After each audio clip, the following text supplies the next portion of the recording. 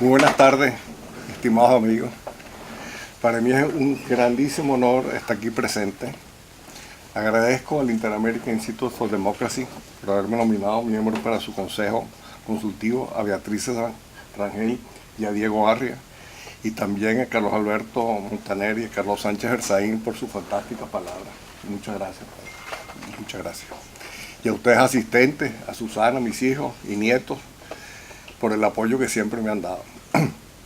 Venezuela es un tema agobiante, evidentemente es desconcertante. Cada vez que tratamos de meterle algo de la cabeza a las cosas en Venezuela, por qué pasan, por qué siguen pasando y por qué no han pasado otras, simplemente nos confundimos cada vez más. En los años de prosperidad, muy poco se hablaba de Venezuela.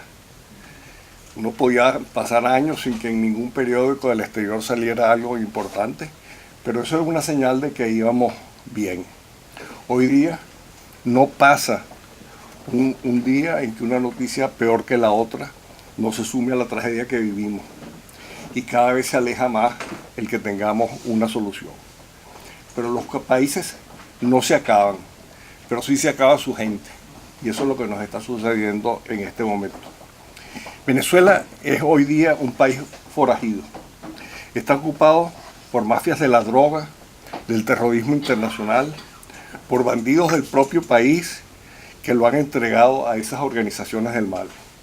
En esos bandidos incluyo muy especialmente a la Fuerza Armada Nacional Bolivariana, que ha sido y sigue siendo el factor primordial del mantenimiento y sostén del Estado fallido venezolano. Para iniciar cualquier cambio es imprescindible eliminar y sustituir por cualquier medio esta situación. Pero eso será enormemente complicado y necesitará de grandes esfuerzos, pero debe hacerse y de manera drástica. Venezuela pasó de ser un país muy pobre a la extrema riqueza con el descubrimiento del petróleo. No solamente con el descubrimiento del petróleo, sino con la nacionalización que en los años 30 hizo en México Lázaro Cárdenas del petróleo y empujó a las compañías multinacionales a que fueran a Venezuela, donde ya se sabía que había petróleo, pero que no había tanto interés como el que estaba habiendo en México. Y fue tal la importancia de Venezuela en aquella época, que en la Segunda Guerra Mundial, Venezuela fue el mayor proveedor de combustible para las fuerzas aliadas, para el triunfo de las fuerzas aliadas. Y eso nos valió la amistad y el respeto de los Estados Unidos y de los otros países, porque Venezuela efectivamente tuvo una colaboración extraordinaria en ese triunfo de la Segunda Guerra Mundial en la parte combustible. Y lo que hoy son Arabia Saudita, Dubái, Qatar, los Emiratos, esos edificios que vemos maravillosos en todos los países, los teníamos en Venezuela en los años 50 y 60, las carreteras, las torres del Centro Simón Bolívar, el edificio Humboldt, tantas cosas. Y teníamos un país de una prosperidad extraordinaria y derivada de la producción del petróleo, que es una producción que se hacía a muy bajo costo y poco esfuerzo. Yo no me recuerdo exactamente qué número empleaba las compañías petroleras extranjeras, pero creo que debía ser alrededor de 18 o 20 mil personas en un país, 10, en un país de varios millones de habitantes. Así fue hasta muy entrados los años 80 y los principios del 90. Pero había un gran problema que sigue existiendo, que es que la propiedad del subsuelo es del Estado y no de los ciudadanos. Las leyes españolas habían reservado la propiedad del subsuelo al Estado, no solamente en Venezuela, sino en toda América. Y esa propiedad permitió la creación de un Estado todopoderoso en el cual los políticos eran dueños de la riqueza. Durante los años 20, media Venezuela fue otorgada en concesión a empresas petroleras extranjeras con grandes capitales y excelentes tecnologías. El Estado recibió una participación cada vez mayor en la riqueza que generaba el subsuelo. Fuimos pasando hasta el 50-50, 60-40, distintas cosas, y cada vez el Estado recibía más dinero. Tal era la riqueza que en los años 50, y eso como datos anecdóticos, se publicó en el Herald Tribune, que era un periódico que existía, toda una edición sobre Venezuela. Y uno de los temas que tenía era que en Venezuela no había impuestos sobre la renta, no se cobraba impuestos sobre la renta, se podía invertir ahí y era un país maravilloso. Me recuerdo también que hay un libro de Ian Fleming de 007, Thunderbolt, en donde empezando el libro se hablaba, estaba discutiendo la gente de Smersh, Ernest Saborburg, Blofeld y toda esa gente en dónde iban a invertir una suma enorme de dinero que se había robado, que le habían quitado a alguien, y decían, no, en los dólares americanos no puede ser, ni en las libras esterlinas, esos son gobiernos difíciles, vamos a pensar en monedas serias, y pensaron en el franco suizo y en el bolívar venezolano. Bueno, ayer salió publicado en el Universal que la base monetaria de Venezuela es de 53.5 billones de bolívares. Esos son 12 ceros, los billones estos son de 12 ceros. Si eso lo dividimos entre 48.000, que es la tasa que está hoy, y va a estar mucho más en el futuro la tasa de cambio, uno se puede comprar la base monetaria completa de Venezuela con alrededor de 1.100 millardos de dólares. O sea que el país está completamente arruinado y así han hecho con ellos. Esas concesiones que teníamos en Venezuela debían revertir al Estado, tener una fecha de vencimiento, y el poder extranjero, que era fuertemente utilizado por las compañías petroleras transnacionales privadas, herían la susceptibilidad de los venezolanos y nos irritaba a todos. Eso era absolutamente cierto. Y se decidió la nacionalización del petróleo, que no fue otra cosa que una estatificación. Y se fundó PDVSA. Esa PDVSA fue una compañía a la cual le pasó todo el poder económico de las empresas privadas extranjeras, y ese poder pasó completamente al Estado. Y eso fue un punto de quiebre.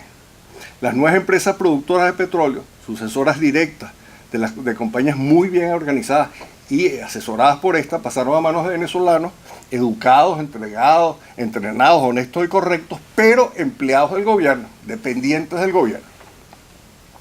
La economía del país cada vez más, sobre esa economía pesó cada vez más los precios del petróleo y su producción. El país iba bien cuando el petróleo subía y cuando la producción subía. Si la producción bajaba o el petróleo bajaba, entonces habían ciertas dificultades. Pero esa estatización del petróleo terminó de acabar lo que en Venezuela era el último vestigio de la propiedad privada. El gran problema de Venezuela, la mayor de sus dificultades, es que los ciudadanos no tienen prácticamente propiedad privada. Hay reductos, hay empresas, hoy en día cada vez menos y cada vez más, con más dificultades, pero la mayor parte del poder económico está en manos del Estado. Es un Estado hipersocialista en donde quien detenta verdaderamente la riqueza es el Estado. Y lo maneja a su voluntad, priorizando intereses políticos, partidistas y casi siempre populistas. Es un Estado omnipotente y poderoso. Y los políticos son los dueños y señores de todo ese dinero. Utilizan esa riqueza a su libre albedrío, repartiéndola entre ellos mismos, los empresarios y los ciudadanos. Y es una situación en la que nos vivimos muy confortablemente por muchas décadas, y así funcionó muy alegremente el país. Luego vino una crisis bancaria en 1994, que muchos de los que estamos aquí nos recordaremos, yo me recuerdo muy especialmente de ella, que fue la mayor crisis bancaria del mundo en relación con el Producto Interno Bruto de un país. Fue de más del 17% del Producto Interno Bruto del país. Y el gobierno la manejó de una manera muy mala, y esa crisis bancaria la pasó a los ciudadanos en forma de inflación. Convirtieron las deudas de los robos que habían hecho los banqueros en deuda pública, y esa deuda pública la diluyeron en forma de inflación y la licuaron. Pero ¿qué fue lo que pasó? Que llegó una inflación, un país que estaba acostumbrado a tener niveles de inflación relativamente bajos, una inflación enorme que verdaderamente descompuso a la mayor parte de la gente. A partir de esa coyuntura, no siendo los venezolanos verdaderos dueños de su país ni de su riqueza, y abrumados por la inflación, que verdaderamente fue un punto muy grave, reaccionaron entregando el poder a un desconocido. Cualquier cosa que viniera era mejor. Y ese desconocido no sabían los venezolanos, yo nunca estuve con él, la verdad, no formaba parte de una banda maligna de bandidos irresponsables. Una banda maligna de bandidos irresponsables es lo que nos comenzó a gobernar y nos sigue gobernando en estos momentos. Y las consecuencias las estamos viviendo y las seguiremos viviendo por generaciones. El país está en manos de narcos. Todas las organizaciones de narcos de América Latina tienen sus sedes principales en Venezuela. Las mexicanas, las colombianas, las centroamericanas, todas están en Venezuela. Antes las tenían con ciertas dificultades, la producción de narcóticos se hacía en Colombia en subterráneos, en la selva. Además, hoy probablemente esa producción de narcóticos se hace en el estado Guárico con máquinas traídas de Alemania. Y la exportación de esa droga se hace sin control ninguno. Pero bueno, siendo la esperanza lo último que se pierde, todos decíamos que deba venir un cambio. Y ese cambio debe corregir lo que yo creo que es el mayor error que se cometió, que fue cuando se estratificó el petróleo sin darle participación a los ciudadanos. Se debe recuperar el concepto de propiedad privada. No será fácil. Hoy vemos cómo se hacen planes y se dan recomendaciones para reconstruir el país, pero sin establecer inequívocamente la prioridad esencial, que es la propiedad privada, nada se podrá hacer. Y entonces propongo hacer algo similar a lo que hicimos en alguna ocasión en Venezuela, hicimos en el año 2000, que el grupo donde yo estaba, el Banco Venezolano de Crédito, hizo este libro que se llamó Un sueño para Venezuela. Este fue un libro que publicamos en el año 2000 con motivo del 75 aniversario del banco. Y la idea era darle bases a la gente para que pensaran. De hecho, fue el éxito editorial más grande que ha habido en la historia de Venezuela en libros de este tipo. Y todos los dirigentes juveniles, estos que han estado en estas cosas, pasaron por los libros y los leyeron. Hicimos miles de talleres. Y debemos hacer un manual sobre cómo regresar o cómo darle la propiedad privada a los venezolanos. Si los venezolanos se sientan dueños de su país, nada nos va a pasar. Porque sin propiedad privada no hay libertad, y sin libertad no hay crecimiento, ni prosperidad, ni hay riqueza. Y la reconstrucción del país debe basarse en que sus habitantes sean sus dueños, sus propietarios. Hemos vivido por décadas del Estado. En lugar de tener un Estado o un gobierno que vive de los ciudadanos cobrando el impuesto, como sucede aquí en los Estados Unidos, es al revés.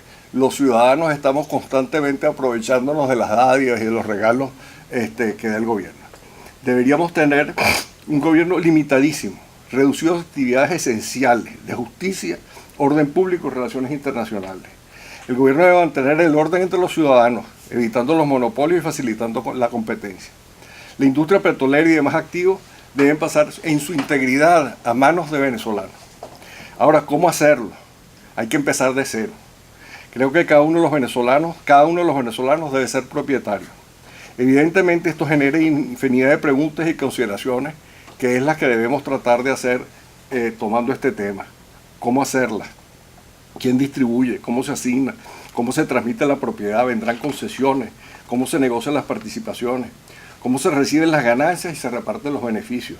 Y muchas interrogantes deben ser resueltas. La función del gobierno será la de arbitrar que no se cometan irregularidades, que no se formen monopolios ni carteles, que funcione la competencia. No tendrá el gobierno ninguna función en la administración ni en el manejo de las empresas. Se debe comenzar a trabajar partiendo de esa base de que todo es privado y que para que funcione el país y haya crecimiento y prosperidad, así debería ser. Hay un segundo punto también que se debe tratar y que es muy importante, que es la educación. El fundamento de una sociedad es la educación de su gente. En Venezuela hay una oportunidad extraordinaria. Durante muchas décadas, desde la independencia, y yo he estado recurrentemente oyendo esto desde que oía al doctor Ramón J. Velázquez y ahora he visto artículos de distintos autores, entre ellos José Martínez y Alino Espino Iturrieta.